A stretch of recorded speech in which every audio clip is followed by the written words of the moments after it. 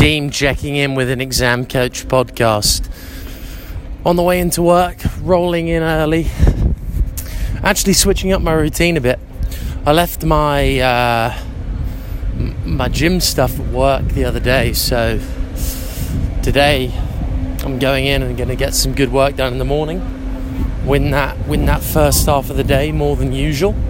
And then it's a Friday as well, and tomorrow's the England game, so I'm thinking I'm going to go big then on the, party vibes, a few lagers, etc.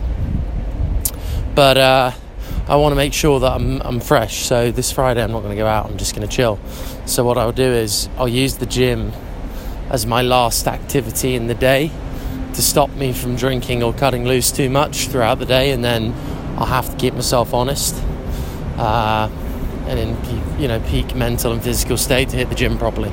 So that's what I'll use as the little reward at the end of the day / thing to keep me honest. But today, what I want to talk about is the updates on platforms that are designed to help users use their time in a way that could be considered well spent. So Instagram are terming it time well spent. I've talked about this before, but just want to expand upon it a little bit. I've had a number of conversations over the past days and weeks, which really does make me think that the whole smartphone thing is gonna, because adoption is so high now, so many people are taking it on, but there's no age limit. Anybody can technically have a smartphone.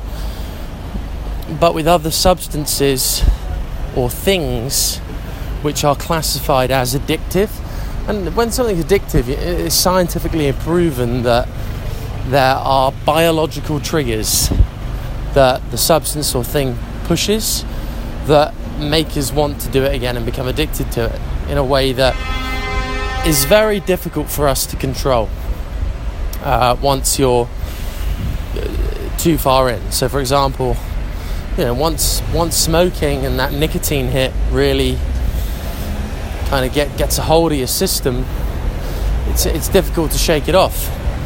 The same with alcoholism, a drug addiction, a gambling addiction, that initial high of having the risk put on the bet, and then the high of the return, and that kind of carrot and stick thing where it's difficult for you to see the negatives within a gamble. You're just imagining yourself winning the money and not losing it. But obviously the term "the house always wins" was made for a reason, because it's true. And they win the majority of the time. Obviously, people do get that little pump and spike of hit of dopamine when they occasionally beat the house. So, I really think there's going to be a system in place that resembles the one around other addictive substances, but for the smartphone. And either some kind of age restriction might be put in. I'm not sure if that's the right way to go about it, because it does limit information, which is useful. But what I do think might happen is there'll be ways and systems developed of actually using a smartphone to make it as productive as possible. I just think there's so much stuff out there which doesn't necessarily have the user's best intention in mind. It's just, or best interests in mind. It's just that they're designed because they're built to make money, which is, if you can get someone's attention on your, it's as simple as this, if you can get someone's attention on your content, it becomes valuable, because then advertisers want to kind of have a share of that attention, right? And if people can really understand that and become more wise about how they spend their attention, it's a bit like, when the whole organic food versus or for example free range chickens versus battery farm chickens. The battery farm chicken is going to be a lot cheaper, a a lot more accessible because distribution's wider and just capitalistic system favours the cheapest products. But they may not necessarily be, one, the most healthy, and two, the most ethically sound. Whereas you got the free range chickens, they're producing beautiful, chunky, lovely eggs. Nice meat as well. And you know what? They've had a pretty decent life. They've been able to fly around. Chickens kind of flutter, don't they? Don't really fly. But they can get a bit of lift off. Sometimes the chubby ones can't, but the spring chickens can. Anyway, so they've had a decent life. They're just chilling, free range, and people. When I'm in a shop, I kind of think, I know that not everybody buys free range stuff, but when I see the two eggs next to each other, I'm like, that one's crap for me, and this one's going to be much better. And the chickens actually had a decent life, probably going to create some decent food. So that becomes part of my thought process. And I just think at the moment,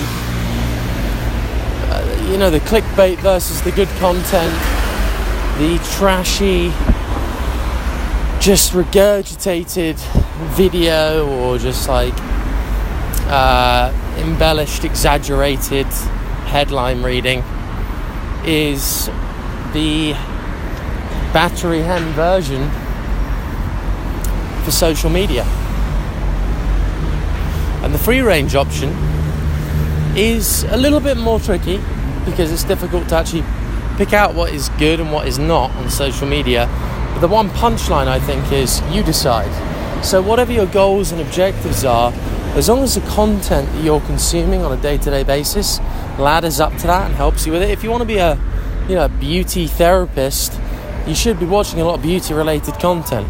But importantly, content that has got a high bar for actually showing you how to do it, building your knowledge base, and giving you some creative tools and techniques to make it happen and distribute your own content. So you just got to be smart about it and really understand the dynamic at play here. So important. People are going to waste their lives looking at their smartphones. And it's not, let me get this right, it's not the extent or how much you look at your smartphone. I think there's some people who are going to look at their smartphones way more than other people. They're going to be able to achieve or get so much more done, or just have a look back on their life and be like, bloody hell, that was good, really enjoyed it. Because what they're able to do is they're able to leverage the opportunity of the smartphone instead of be leveraged by it, and just become kind of a pawn in the big chess game.